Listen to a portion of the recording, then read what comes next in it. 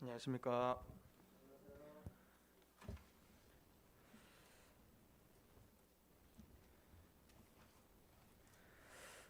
네, 제가 여기 수요 집회 때 올라온 지 얼마 안 된 것 같은데 벌써 제 차례가 돌아와가지고 조금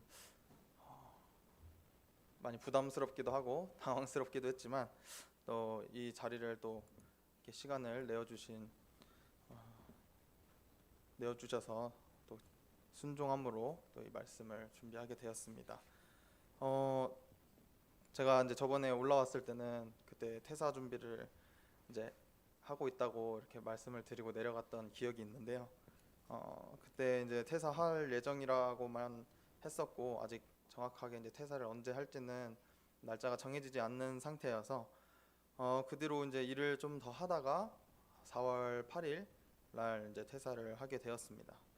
어, 그 이제 무역회사에서 짧은 기간이었지만 나름 좋은 경험을 하게 되어 또 감사가 되었고 또 회사를 들어가게 된 것은 그때 또 말씀드렸다시피 아는 형을 통해서 들어가게 된 것이지만 이 모든 것이 또한 하나님의 계획하심이 있었고 또 인도해 주신 그 뜻이 있었기 때문에 그 길을 따라 순종하기로 했었고 또 이렇게 회사뿐만이 아닌 저의 모든 삶에서 하나님께서는 늘 항상 저와 함께 계시고 은혜를 베풀어 주시고 늘 좋은 길로 인도해 주시는 이 길 앞에서 제가 순종할 수 있는 이런 믿음 또한 주신 것에 대해서 너무 감사가 되었습니다. 이 하루하루를 회사를 그만두고 이제 나니까 오늘 임시 공휴일이죠. 저는 매일 공휴일입니다. 그렇기 때문에 좀 좋은 점도 있지만 또 이제 나름 예전 20살 때 그 시절들보다 지금은 조금 사실 부담이 없다면 거짓말이겠죠. 이제 놀고 있는 쉬면서 이제 뭘 해야 될지 또 어떤 방향성으로 또 나아가야 될지 또 어떤 비전을 주님께서 보여주시고 내가 어떤 비전을 통해서 계획하며 살아가야 될지 좀 많이 생각을 하고 있는 시간을 보내고 있고요. 그래도 이제 성도님들이 좀 아쉽다고 이렇게 어, 말씀하시면서 그래도 저의 선택을 존중해 주시고 격려의 말들로 위로해 주셔서 참 감사가 되었습니다. 또 지금은 일을 그만두고 쉬고 있지만 쉬면서 이제 좀 틈틈이 아까도 이제 말씀드렸다시피 구직을 위해서 이제 기도도 하고 있고요. 구직뿐만이 아니라 또 아니면 저에게 어떤 길을 보여주실까요, 주님? 이렇게 하면서 주님과 소통을 하고 있는 상황입니다.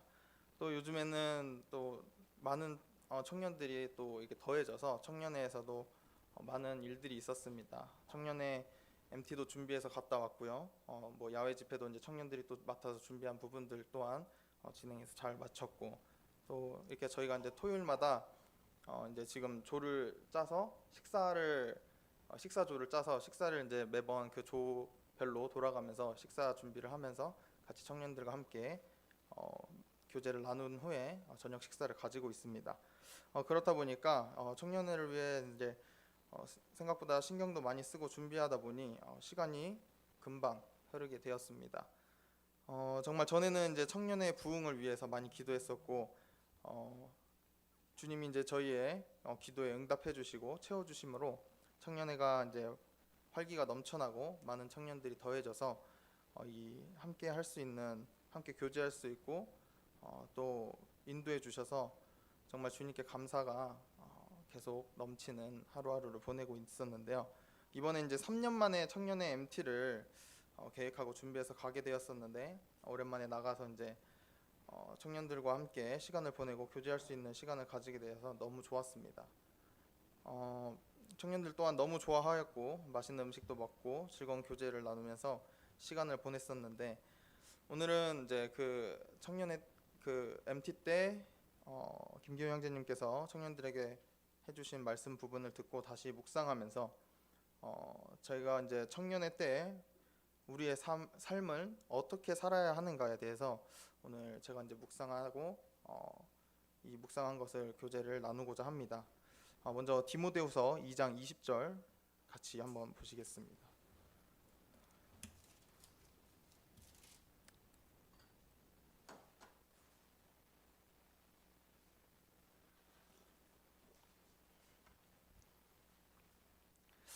네, 몇 마디 안 했는데 벌써 목이 타는 것 같아서 물을 한 컵 더 마셔요.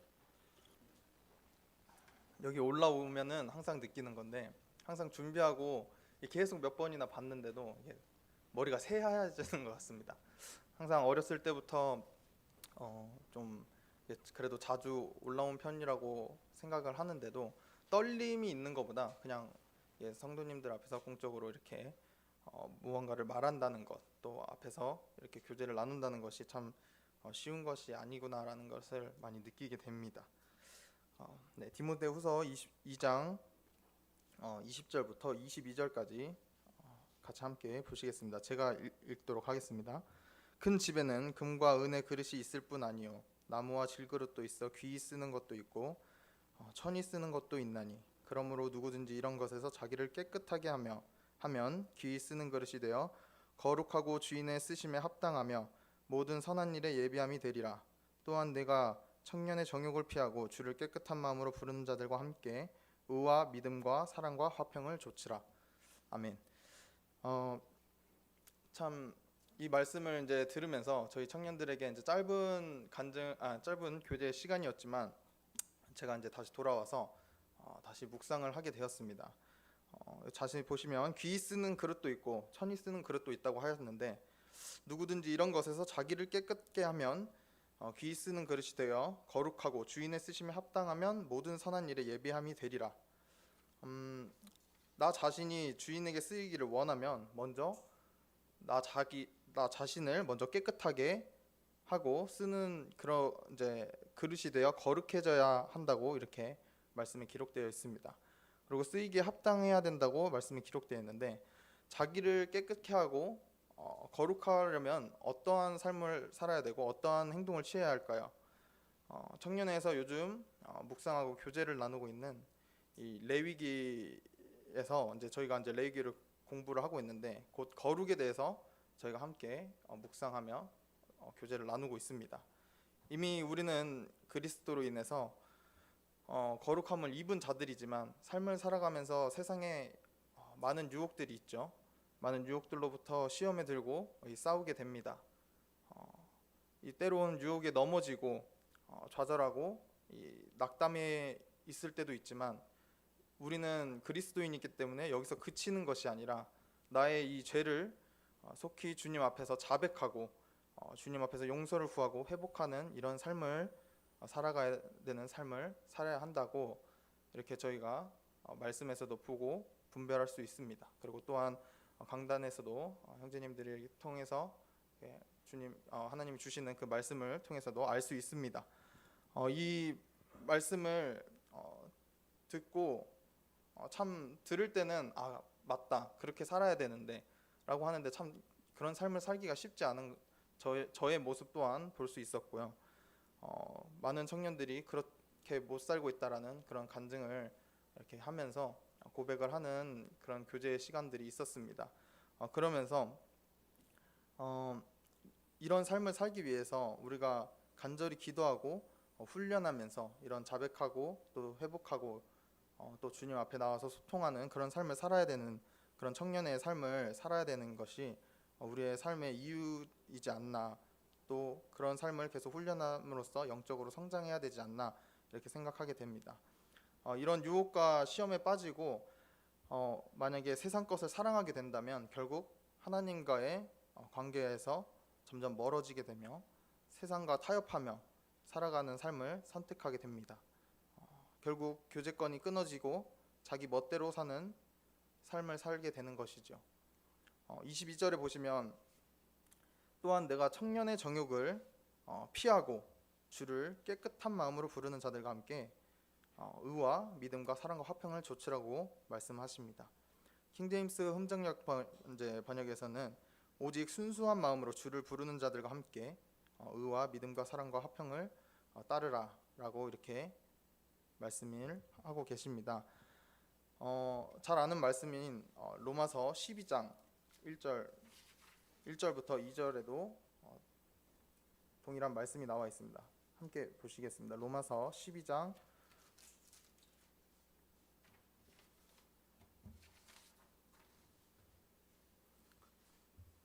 다 찾으신 줄 알고 제가 읽겠습니다. 그러므로 형제들아 내가 하나님의 모든 자비하심으로 너희를 권하노니 너희 몸을 하나님이 기뻐하시는 거룩한 산제사로 드리라. 이는 너희의 드릴 영적 예배니라. 너희는 이 세대를 본받지 말고 오직 마음을 새롭게 함으로 변화를 받아 하나님의 선하시고 기뻐하시고 온전하신 뜻이 무엇인지 분별하도록 하라. 네, 이 말씀을 볼 때도 우리는 청년의 뿐만이 아니라 청년의 때의 뿐이 아닌 이러한 세상의 정욕들을 따라서 본받고 살아가지 말라고 이렇게 말씀을 하고 계십니다. 오직 마음으로 새롭게 함으로 변화를 받아 하나님의 선하시고 기뻐하시고 온전하신 뜻이 무엇인지 분별하며 살아가야 된다는 것인데 1절에서 또 우리의 몸을 하나님이 기뻐하시는 거룩한 산제사로 이렇게 드리라고 말씀하고 계십니다. 이는 너희의 드릴 영적 예배라고 기록되어 있는데 이것이 우리가 살아가야 하는 이유이며 하나님께서 기뻐하시는 삶이 무엇인지 다시 한번 묵상하면서 생각하게 되었습니다. 네. 요한복음 17장 13절 같이 보시겠습니다.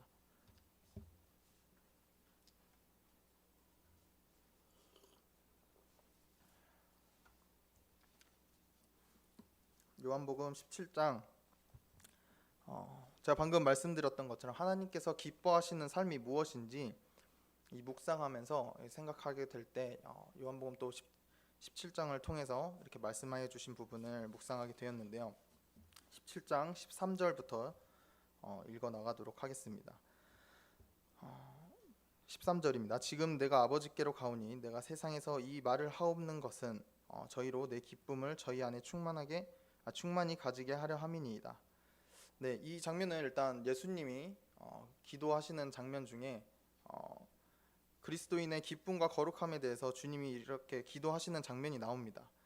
주님은 자신의 기도가 믿는 자들을 위하여 자신의 기쁨이 충만하기를 위함이라고 이렇게 말씀하시고 계시면서 14절에 내가 아버지의 말씀을 저희에게 주었사오매 세상이 저희를 미워하였사오니 이는 내가 세상에 속하지 아니함 같이 저희도 세상에 속하지 아니함을 인함이니이다.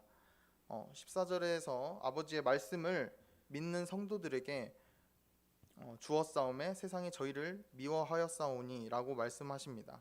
결국 우리 성도들이 또 세상이 미워하는 그러한 핍박 속에서 살아갈 수밖에 없다는 것을 알 수 있습니다.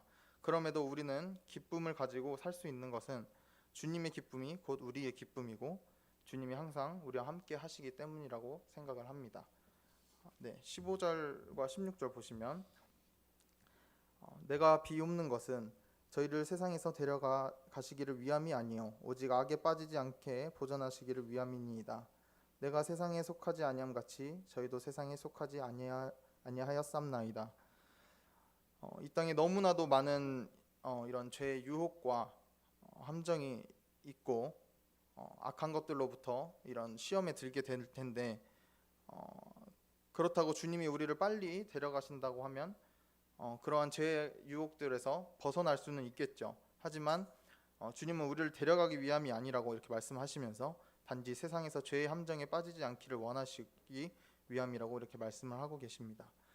우리는 환경에 따라 이렇게 적응하게 되는 습성을 가지고 있는데요. 악한 환경이 생기게 되면 그곳에 물들기 쉬워집니다. 마음도 거칠어지고 생각도 악하여지게 되는 것이죠. 저 또한 마찬가지고 성도님들도 어떤 환경에서 어떻게 살아가고 계시는지 다들 자기 자신을 너무 잘 아실 거라고 생각이 됩니다. 그런 환경 속에서 내가 이런 악한 환경을 따라가고 있는가, 세상 것에 내가 타협하면서 살고 있는가, 이런 생각을 제가 이제 가지면서 마음도 거칠어지고 생각도 악하여지게 된다고 이렇게 생각이 됐는데 그리스도인은 이것 또한 감당해야 한다고 이렇게 말씀하시고 계십니다. 세상에서 빛과 소금의 역할을 해야 하며 세상에 속한 사람들과 같지 않고 하늘에 속한 사람들이기 때문에 우리는 이런 삶을 살고 감당해야 된다고 이렇게 말씀을 하시고 교훈을 하고 계십니다.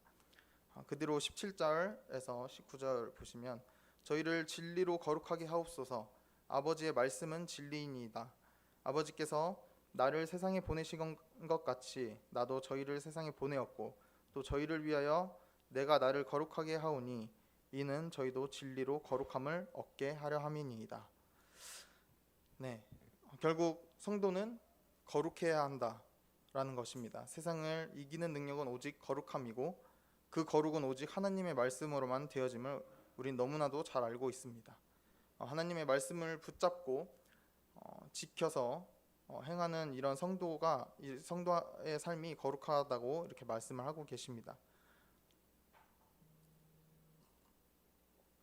레위기에서 내가 거룩하니 너희도 몸을 구별하여 거룩하게 하고 스스로를 더럽히지 말라라고 이렇게 말씀을 하십니다. 우리의 거룩은 나 자신이 완전히 거룩해서 거룩하다는 것이 아니라 그리스도의 거룩함으로부터 거룩함을 저희가 덧입고 있었다는 것을 잘 알아야 합니다. 우리는 연약한 육체의 몸을 가지고 태어났으며 태생부터 죄인이지만 절대 거룩해질 수 없는 자들입니다. 그렇지만 그리스도를 통해서 그리스도를 믿음으로 말미암아 그리스도의 거룩함이 우리에게 오는 것을 이 놀라운 사실을 생각하고 깊이 묵상했을 때 감사함이 있었습니다. 이 세상을 이기는 능력이 우리의 지혜나 우리의 어떤 훈련으로 절대 이길 수 없다는 것을 저 자신부터도 너무나도 잘 알고 있고 성도님들도 너무 잘 아실 거라고 생각합니다. 이 세상을 이기는 능력은 거룩함 뿐이며 오직 하나님의 하나님의 그 길을 저희가 순종하며 따라가는 삶이 온전히 거룩하게 되는 삶을 사는 것이 아닌가라고 그렇게 생각을 하면서 그리스도인의 삶을 살아가면서 하나님이 기뻐하시는 삶이 무엇인지 또 청년의 때에 어떠한 자세로 하나님을 바라보며 생각하며 살아가야 되는지 그리고 또 예배의 중요성과 거룩함의 중요성을 이 시간 다시 준비하면서 묵상하면서 깊은 감사가 있었습니다. 앞으로 이제 잠실교회 청년회를 통해서 더 부흥케 하시고 또 말씀으로 잘 청년들이 잘 양육받아서 교회 안에서 저 또한 일꾼으로서 잘 쓰일 수 있도록 준비된 청년으로서 또 준비된 사람으로서 그런 청년들이 되기를 성도님들도 계속해서 기도해 주시고 또 저희 청년들을 위해서 계속 어떠한 좀 이제 좋지 않은 상황이나 또 기도 제목들이 있을 때 같이 합심해서 성도님들이 다 같이 기도해 주시고 격려해 주시면 감사하겠습니다. 또 새로운 타지에서 온 청년들도 굉장히 많아져서 적응을 못하는 청년들도 있는데 저희부터 신경 써서 서로를 챙기지만 또 성도님들도 다 같이 함께 관심 가져주시고 이렇게 사랑을 베풀어 주시면 정말 감사하겠습니다. 이상으로 준비된 말씀 마치면서 내려가 보도록 하겠습니다. 감사합니다.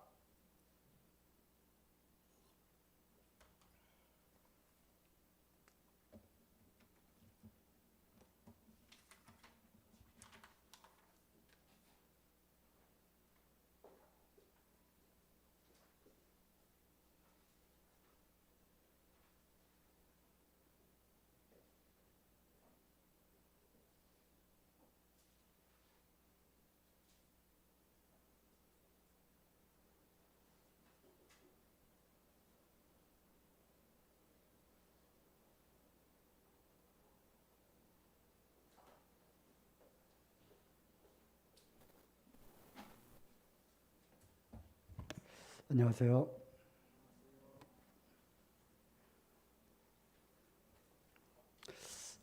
날씨가 많이 좋아졌죠. 바람은 많이 불지만 이제 완연한 봄 날씨를 이제 지나는 것 같고요. 초여름 분위기를 또 이렇게 느끼는 것 같습니다. 겨울이 지나고 또 그동안 오랫동안 코로나 바이러스로 인해서 위축되고 움츠렸던 그런 곳에서 이제 바깥으로 많이 나오고 또 활동을 하는 그래서 이전으로 다시 회복되어져 가는 그러한 과정에 있지 않나 이렇게 생각을 합니다. 요즘에 뭐 유원지나 또 공원이나 또 이렇게 나와 보면 많은 사람들이 예전보다 많은 사람들이 나와서 운동도 하고 산보도 하고 그렇게 하고 있습니다. 성도님들도 그렇게 하고 계시죠? 네. 그래서 마스크도 벗고 그러나 여전히 바람 부는 야외에 나흘로 있음에도 불구하고 여전히 마스크를 끼고 있는 분들을 보면 여러 가지 생각이 듭니다. 저도 이제 가끔 전에는 이제 올림픽 공원을 주로 산책 겸 운동, 걷기 운동을 했고요. 이사를 간 이후에는 이제 한강변으로 나가서 거기다 주차를 해놓고 동쪽으로 쭉 강 따라서 가면 이제 구리 암사대교 뭐 거기까지 가고요. 이쪽 서쪽으로 가면은 이제 잠실대교까지 또 걷고 그렇습니다. 예전에 살 때는 송파 둘레길을 제가 이제 한 바퀴 돈 적이 있어요. 우리 용경제님도 도셨다고 하는데 그 21km인가 22km 되는데 저는 한 7시간 반 정도 걸렸던 것 같아요. 천천히 걸었기 때문에. 그리고 길을 걸으면서 여러 가지 묵상도 하고 또 생각과 생각에 꼬리를 물고 많은 생각들을 하게 됩니다. 그러면서 이제 드는 생각은 참 여러 길이 있구나 하는 생각을 하게 되고 어떤 길을 가야 할지를 또 결정을 해야 됩니다. 즉 자전거 길 옆에 보행로를 만들어 놓고 이렇게 좀 뭐 아스팔트는 아니고 뭐 이렇게 걷기 좋은 그런 재질로 보행로를 만들어 놓았죠. 그 길뿐만 아니라 또 강 바로 옆을 또 사람들이 또 많이 다녀가지고 만들어 놓은 그런 길도 있고 그거보다 또 한층 높은 데에 또 길들이 있고요. 또 한참 가다 보면은 잔디밭 또는 이렇게 숲 속으로 또 길이 이렇게 오솔길처럼 나 있는 곳도 있습니다. 그러면서 이제 길에 대한 생각들을 쭉 해보게 되었습니다. 그래서 오늘 나눌 말씀의 주제는 길입니다. 길.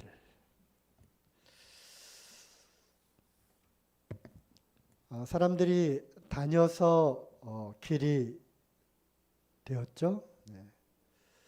또 어떤 이러한 유명한 말을 누가 했는지 모르지만 아무도 가지 않았지만 내가 가면 곧 그것이 길이 된다. 좀 멋있는 말이잖아요. 길은 없지만 내가 가면 그것이 곧 길이 된다는 그런 누가 했는지 모르는 그런 말도 생각이 나고요. 뭐니 해도 길하면 이스라엘 백성들이 출애굽해서 광야에서 걸었던 그러한 길들이 또 생각이 납니다. 광야에는 길이 있었을까요? 없었을까요? 광야에 길이 있었을까요? 물론 이제 그 당시에 베두인족이라고 하는 그 유목민들이 또 이렇게 자기들이 다니던 그런 자기들이 또 알고 있는 그런 길도 있었을 것이고요. 또 이렇게 에티오피아로부터 애굽까지 이어지는 그런 여러 길들도 있었을 것입니다. 그렇지만 광야로 나온 또는 광야로 내몰려진 그러한 수백만의 이스라엘 백성들에게 있어서 오늘날처럼 탄탄한 또 나 있는 또 많은 사람들이 통과했던 그런 길의 흔적은 없었을 것입니다. 그러니까 이것은 뭐 디지털이 아니라 즉 갈림길에서 어떤 길로 갈까? 또는 길이 4개, 5개의 그런 교차로가 있는데 어느 길로 갈까? 또는 10개의 길이 있는데 어느 쪽으로 갈까? 이거는 다 숫자화된 디지털이죠. 하지만 곰곰이 생각해 보면 광야에서의 길은 디지털이 아니라 아날로그입니다. 아날로그죠. 실제로 이스라엘 요르단 성지 순례를 갔었을 때 이제 홍해를 건너고 사해와 요단강 동쪽에 있는 요르단 땅을 이제 남쪽에서 북쪽으로 쭉 거슬러 올라가며 이스라엘 백성들이 출애굽해서 겪었던 그러한 에돔, 모압, 암몬 땅을 쭉 이제 거치면서 이제 성지 순례를 갔던 적이 있습니다. 홍해를 건너서 요르단 땅에 도착을 했는데요. 그 이제 여행 패키지 가운데 광야 체험이라고 하는 며칠간의 또 체험 패키지가 있었어요. 그래서 이제 소위 이제 광야에서의 이제 체험을 이렇게 조금이라도 겪어보라고, 광야가 어떤 곳인지 겪어보라고 이렇게 만들어 놓은 그런 이제 코스가 있는 거죠.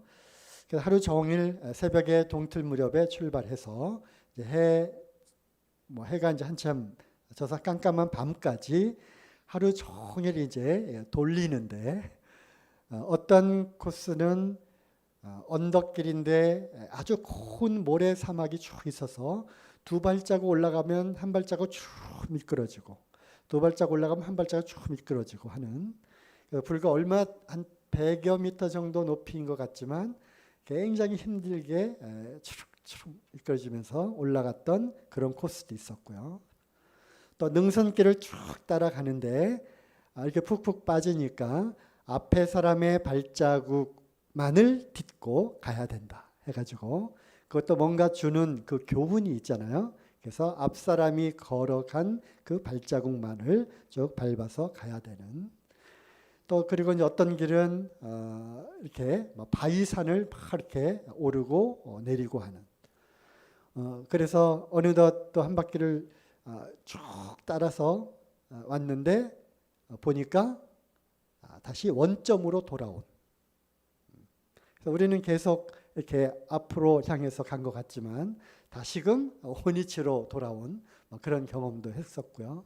그러니까 뉘엿뉘엿 또 해가 지니까 그림자가 짙게 이렇게 들이면서 또 능선길에서 또 그림자를 또 이렇게 보면서 또 이렇게 또 즐거운 또 장난도 하고 또 그러면서 해가 져서 깜깜해지니까 이제 한 사람씩 한 20m 간격으로 한 사람씩 이렇게 띄엄띄엄 놓았어요. 그리고 해가 이제 완전히 지니까 정말 깜깜해서 아무도 보이지 않고 하늘에는 별들만 이렇게 떠 있고 이제 2시간의 시간을 이렇게 줍니다. 그리고 아무도 보이지 않고 아무 소리도 들리지 않는 캄캄한 광야에서 무엇을 하라고요?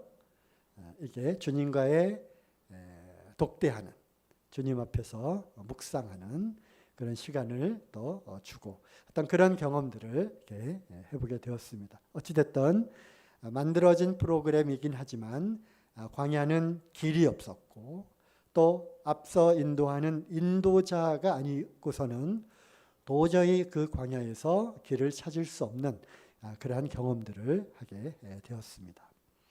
그러면서 광야에는 무한대의 길이 있다는 생각을 하게 되었는데요. 다시금 제가 이제 산책을 쭉 이렇게 하면서 과연 이제 어떤 길로 갈까? 갈 때는 이쪽 길로 가고 올 때는 또 다른 코스로 이렇게 오기도 하고 그러면서 이제 광야에는 과연 길이 몇 가지의 길이 있을까를 생각해 보게 될 때 몇 가지의 길이 있을까요? 늘 어떤 길로 갈까? 이쪽일까 저쪽일까를 생각하게 될 때 그 갈림길에서 길은 2가지더라고요. 하나는 주님이 인도하시는 길. 그리고 하나는 그 주님이 인도하심에도 불구하고 내가 불순종해서 그 길을 택하지 않고 다른 길로 가는 것. 그래서 결국 길은 언제나 두 가지의 길이 있다는 것입니다.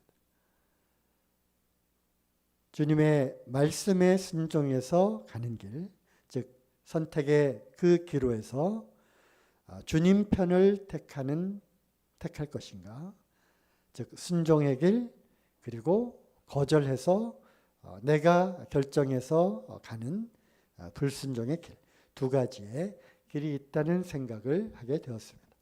물론 그 선택의 두 가지 경우들이 결국 또 다른 갈림길을 만날 때 또 두 가지의 경우가 생기고요. 또 다른 선택을 해서 가다가 또 선택을 해야 되는 그런 갈림길에서 또 두 가지 선택을 하게 되는 거죠. 결국 2의 n승으로 가게 되는데 이 n이 점점 커지면 커질수록 또 인생의 그 경로 가운데에서 이러한 선택과 결정의 수많은 그러한 단계들을 쭉 거쳐 나가면 2의 n승, 2가 4가 되고 4가 8이 되고 8이 16이 되고 16이 32가 되고 쭉 올라가죠. 1, 2, 8, 2, 5, 6 그죠? 네. 2의 n승이 됩니다. 그래서 순식간에 이것이 거의 무한대에 가까운 엄청난 그러한 경우의 수들을 갖겠구나. 그래서 우리의 기나긴 인생길을 쭉 돌아보면 내가 선택한 길, 내가 걸어온 길, 그리고 내가 가지 않은 길, 어느 시인이 또 그렇게 이제 표현을 했죠. 가지 않은 길이라고 하는 그런 시가 있는데 가지 않은 그 수많은 경우의 수들을 보게 될 때 내가 지금 걷고 있는 이 길은 과연 어디쯤 와 있는가? 어떤 길들의 수많은 선택들 가운데에서 어느 지점에 와 있는가를 한번 생각을 해보게 된다는 거죠. 나는 과연 제대로 이 길을 가고 있는가라는 거죠. 그러면서 생각은 이제 꼬리에 꼬리를 물고 생각을 하게 되죠. 우리가 이제 미로라고 하는 미로 경험들을 해보셨습니까? 뭐 제주도인가 뭐 또 어디 그 지역에 가면 이 큰 그 숲으로 이렇게 미로 찾기 그 이제를 만들어 놓고 또 관광 명소로 해가지고 또 돈을 받고 뭐 그런 데가 있다고 하는데 우리는 또 뭐 그림 찾기에서 이제 미로 길 찾기 미로 찾기가 있잖아요. 그래서 처음에 이제 어느 길로 이렇게 갈까 이렇게 반복하다가 이렇게 찾게 되죠. 또 이제 제가 있던 그런 곳에서 우리 학생들이 이제 마이크로 마우스 경진 대회를 해요. 그러면 이제 수많은 미로들을 이렇게 놓고 이제 마우스, 즉 G 모양의 그런 로봇을 만들어서 이렇게 탐색을 하면서 학습을 합니다.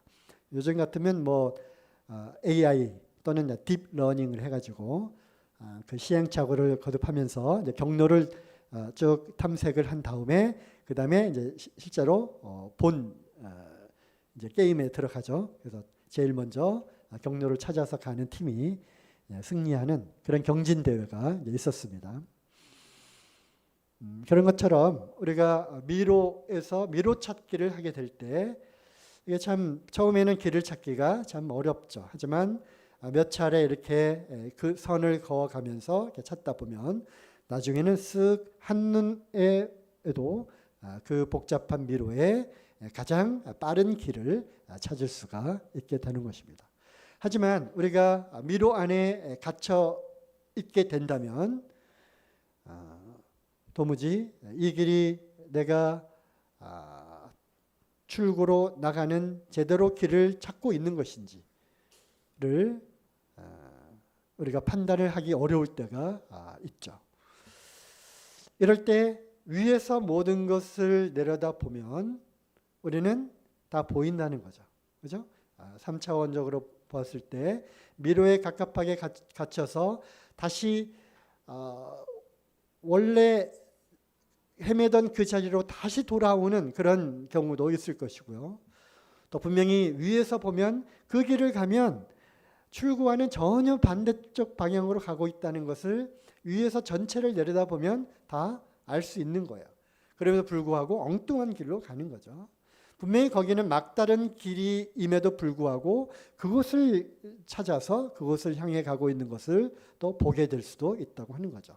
높은 곳에서 위에서 내려다 보면 말이죠.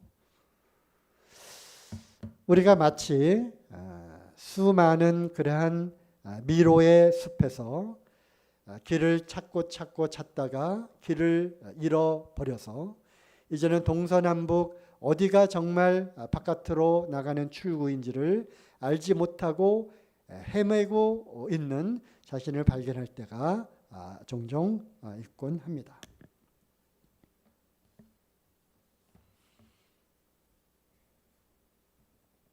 어떤 길로 갈까요? 그리고 그 선택과 선택의 과정들을 통해서 지금 내가 걷고 있는 이 길이 과연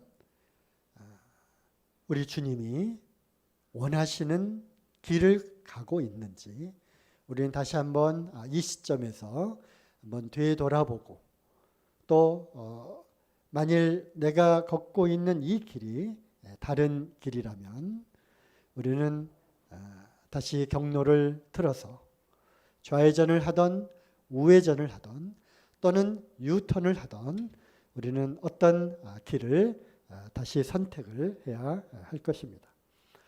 우리 주님이 가신 그 길은 십자가의 길입니다.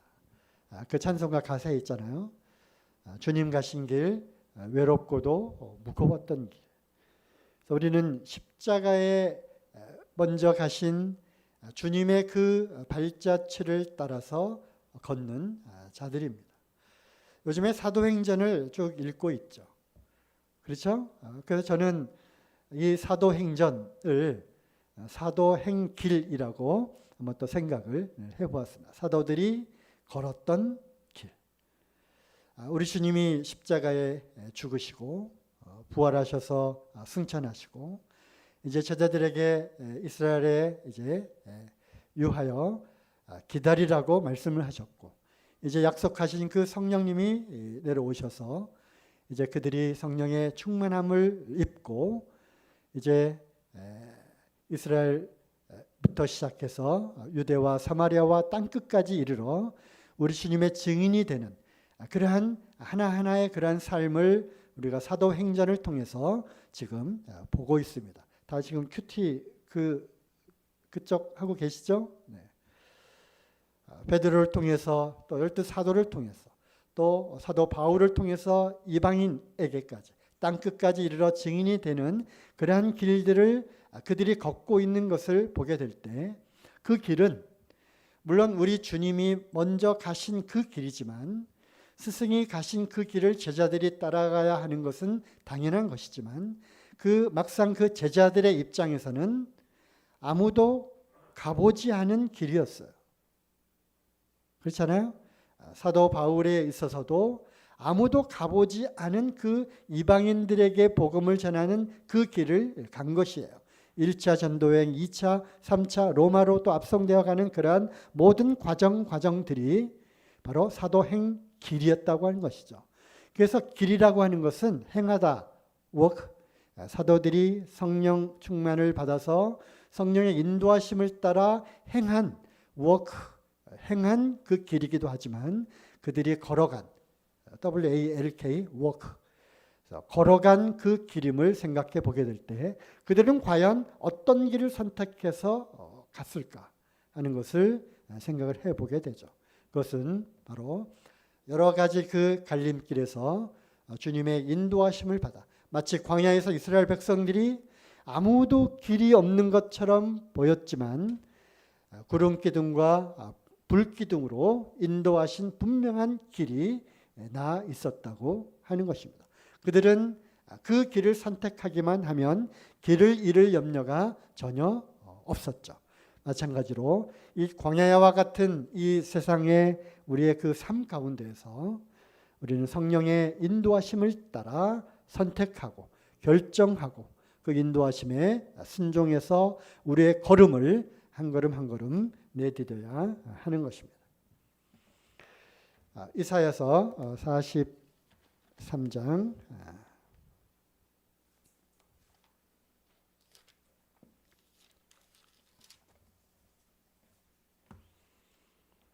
이사야 43장 19절입니다.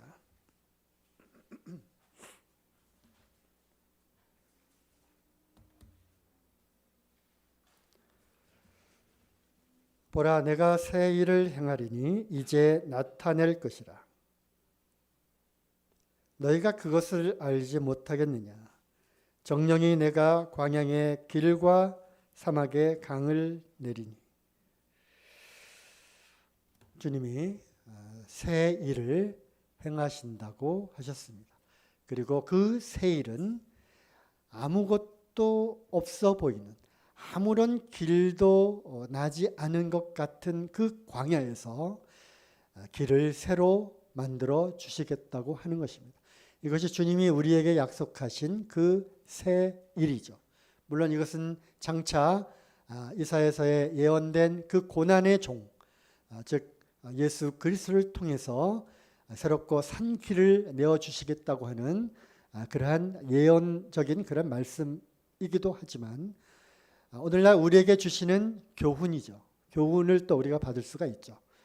이제 이 말씀을 들은 우리에게 이제 주님이 또 다른 나에게 새 일을 나타내신다고 하는 것입니다.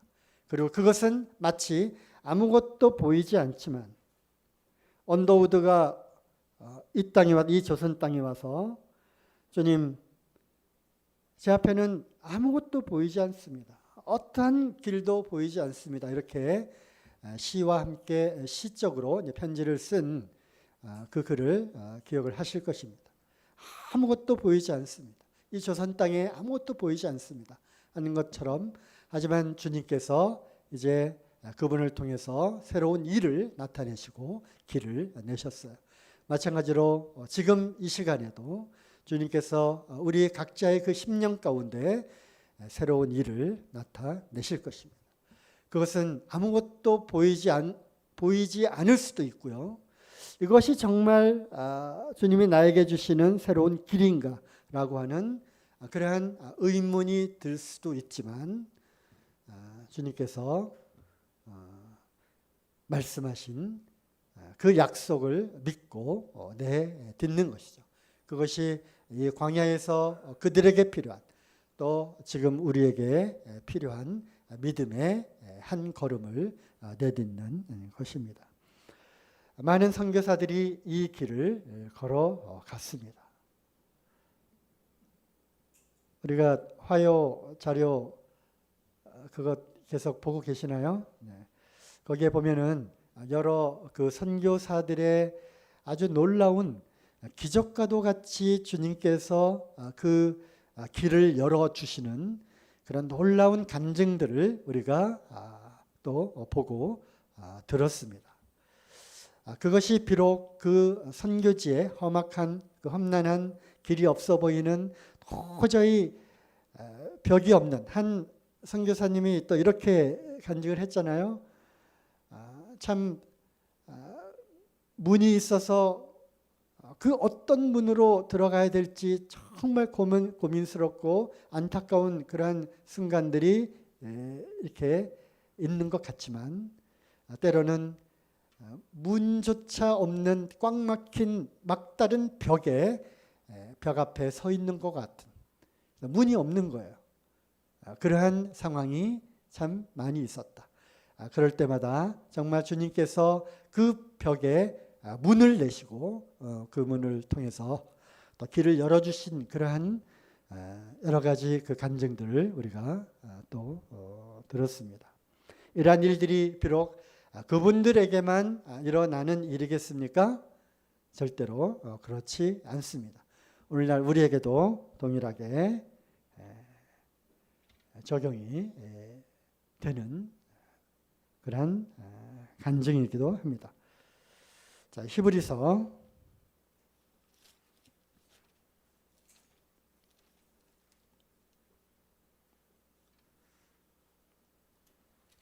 10장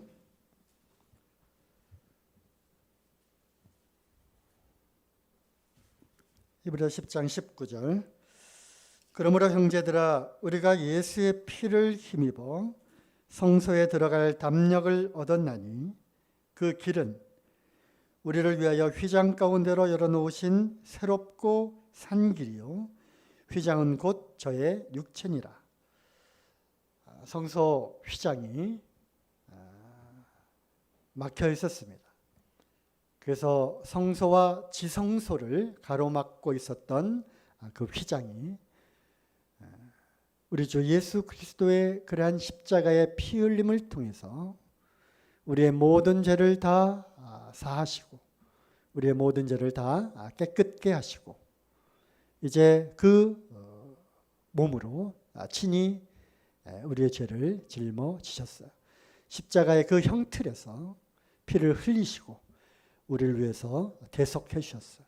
우리의 모든 죄를 다 깨끗하게 사하시고 이제 죽으시고 부활하셔서 새롭고 산 길을 열어 주셨어요. 꽉 막혔던 그 담에 문을 내신 거죠.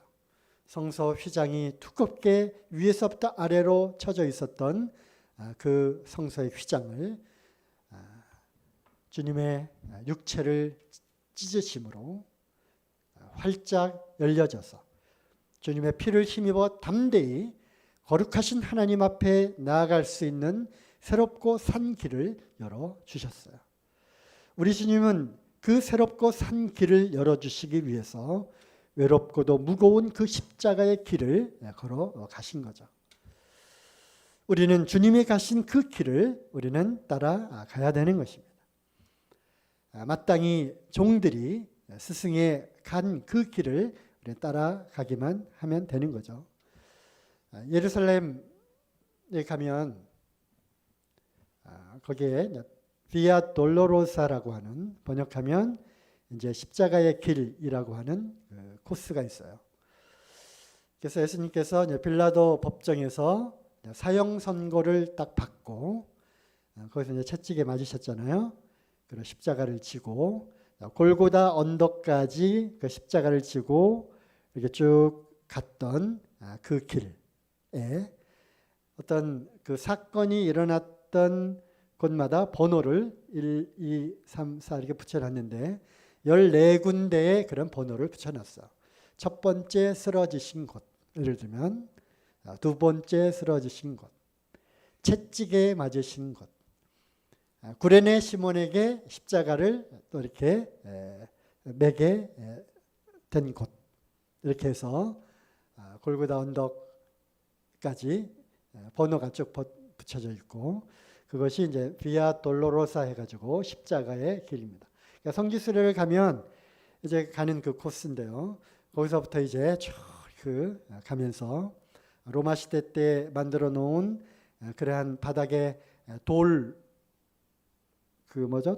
이렇게 되어 있는 그러한 길에 우리 주님이 거기에 무릎을 찢고 그 쓰러지고 채찍에 맞고 하면서 걸었던 그 길이에요. 그래서 이제 감회가 새롭죠. 이 길을 정말 나의 주님께서 그 죄의 십자가의 그 무거운 짐을 지고 여기서 쓰러지셨구나. 여기서 채찍이 맞으셨구나. 급기야는 올라가셔서 여기서 못에 박히셨구나 하는 그런 거를 이렇게 걸으면서 좀 감회가 새롭죠. 내가 이 길을 걷고 있다니. 여러분들 기회가 되시면 한번 이스라엘 성지 순례를 한번 가보시면 좋을 것 같습니다. 주님과 함께 가는 길은 내 멍에는 쉽고 가볍다고 말씀을 하셨어요.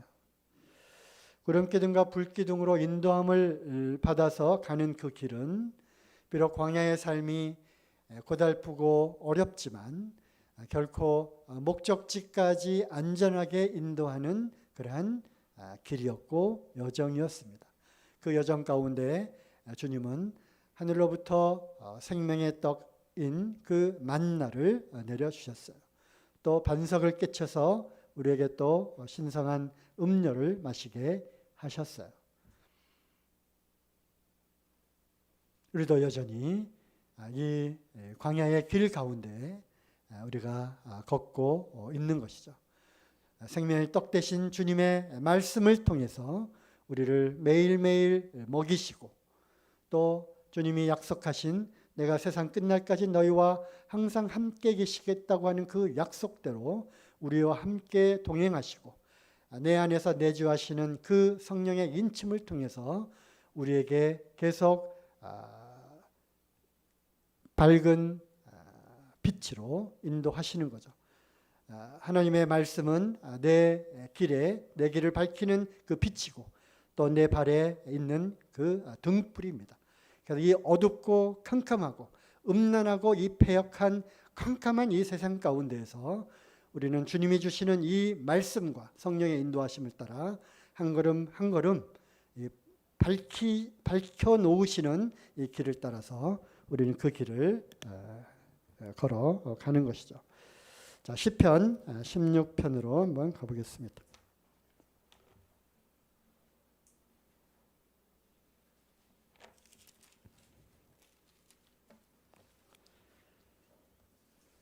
시편 16편 11절 주께서 생명의 길로 내게 보이시리니 이 말씀을 믿으십니까? 주님께서 내게 보여주시는 길은 생명의 길입니다. 즉 이 길을 이탈하면 사망의 길로 빠져들 수밖에 없다는 것이죠. 그러므로 주의 앞에는 기쁨이 충만하고 주의 우편에는 영원한 즐거움이 있나이다. 비록 세상 사람들의 관점으로 볼 때는 그 길이 옳은 것 같지만 잠언 14장 12절에는 어떤 길은 사람의 보기에는 바른 것 같지만 그 길은 필경은 사망의 길이라고 말씀을 하고 계십니다. 어떤 길은 많은 사람들이 걷고 걸어서 마치 길이 넓고 평탄하고 그래서 꼭 그 길로 가야 될 것만 같지만 때로 주님은 우리에게 좁은 길, 또 아무도 가지 않은 길, 그리고 어쩌면 아무도 걸어보지 않은 흰 눈의 첫 발자국을 내가 딛기를 원하는 그 길로도 나를 인도하실 수 있다고 하는 것입니다. 아무도 가지 않았기 때문에 그것이 길이 아닙니까? 그렇지 않습니다. 주님이 부르시고 택하시고 또 인도하시는 그러한 길이라면 그거는 분명한 길인 것입니다. 걷고 나면 그 뒤를 바라보면 자기가 걸어온 그 발자국이 나 있게 될 것입니다. 그리고 이제 그 다음 사람들이 그 길을 또 걷게 될 것이죠.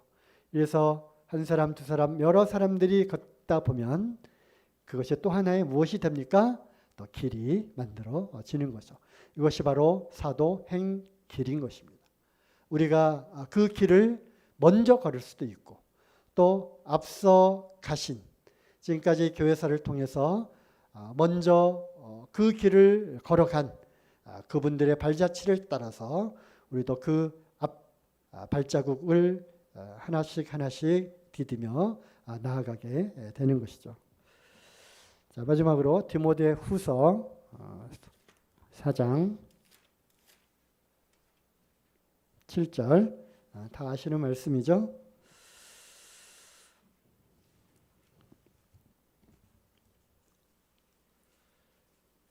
디모데후서 4장 7절 내가 선한 싸움을 싸우고 첫 번째 선한 싸움을 싸웠습니다. 영적인 싸움을 싸웠습니다. 그리고 나의 달려갈 길을 마쳤습니다. 이제 노년에 디모데후서는 사도 바울의 맨 마지막 옥중서신이죠. 달려갈 길을 이제 마쳤습니다. 그리고 무엇보다도 자랑스럽게 이렇게 말할 수 있었죠. 이 믿음의 그 선배이신 사도 바울이 나는 믿음을 지켰다. 나는 그 믿음의 길을 잘 걸었다. 그래서 work라고 행이라고 하는 거는 두 가지 뜻이 있다 그랬잖아요. WORK, work, 행해 온 것, 일해 온 것, 주님의 순종을 따라서 부르심 그 사역을 충실히 해온 것 뿐만 아니라 주님이 인도하신 그 길을 work, 충성스럽게 걸어온 그 길, 그것을 이와 같이 자랑스럽게 말할 수 있는 그것이 정말 부럽고 우리의 삶도 그렇게 되어야 하지 않나 생각을 합니다. 멀리 그 위에서 멀리 위에서 내려다보면 복잡단안하게 얽혀 있었던 그 미로와도 같이 얽혀 있는 그 길이 위에서 보면 이렇게 뚜렷하게 보이게 되는 것이죠. 이것이 내가 걸어온 길이고 주님이 나를 인도하신 그런 길이고 그리고 무사히 나를 그 출구까지 안내해온 그런 길이었다. 많은 사람들이 그 길을 놓쳐서 중간에서 뱅글뱅글 다람쥐 쳇바퀴를 여전히 돌고 있고 또 막다른 골목길에서 이제 길을 못 찾고 거기서 시체로 죽어 있는 그런 모습들을 또 볼 수도 있는 것이고요. 주일학교 찬양에 이런 찬양이 있잖아요. 세상에는 두 길이 있네. 뭐죠? 넓은 길, 좁은 길. 넓은 길은 평탄하지만 그 길은 멸망의 길. 어떤 길로 갈까? 어떤 길로 갈까? 좁은 길로 가면 예수님 만나리. 2절. 세상에는 두 길이 있네. 넓은 길, 좁은 길. 좁은 길은 험난하지만 그 길은 영생의 길. 어떤 길로 갈까? 좁은 길. 어떤 길로 갈까? 좁은 길. 좁은 길로 가면 예수님 만나리. 네, 제목을 좀 떨었습니다. 그래서 은사 있는 분들이 해야 되는 것이 맞습니다. 어찌됐든 세상 사람들이 택하는 수많은 길들이 있습니다. 그 하와가 선택한 그 길, 불순종의 길. 주님이 볼 때는 불순종의 길이죠. 하지만 많은 세상 사람들의 가치관으로 보게 될 때, 그리고 당연히 그 길이 옳다, 맞다, 안전하다, 평안하다, 평탄하다. 하지만 그 길은 필경 사망의 길일 수 있다고 하는 것입니다. 어떤 인생의 큰 중요한 갈림길이 있을 때, 또 선택의 기로들이 많이 있을 때 우리는 주님의 뜻을 분별하고 또 주님이 인도하심을 따라 비록 그 길이 험난하고 고난과 또 남들이 가지 않은 그런 길이라 할지라도 주님의 말씀과 성령의 분명한 조명, 인도하심이 있다면 확신을 갖고 한 발자국 내딛는 것으로부터 그 길의 여정이 시작이 되는 것입니다. 그러한 선택하는 그러한 과정들은 우리의 삶의 부지기수로 많이 있다고 하는 것이죠. 지금까지도 그래왔듯이 앞으로도 그 수많은 결정과 선택의 그러한 기로에서 사도 바울처럼 나는 끝까지 이 길을 완주했다. 믿음을 지키고 끝까지 왔다고 하는 그러한 고백을 할 수 있기를 바라는 마음이 있습니다. 마치겠습니다.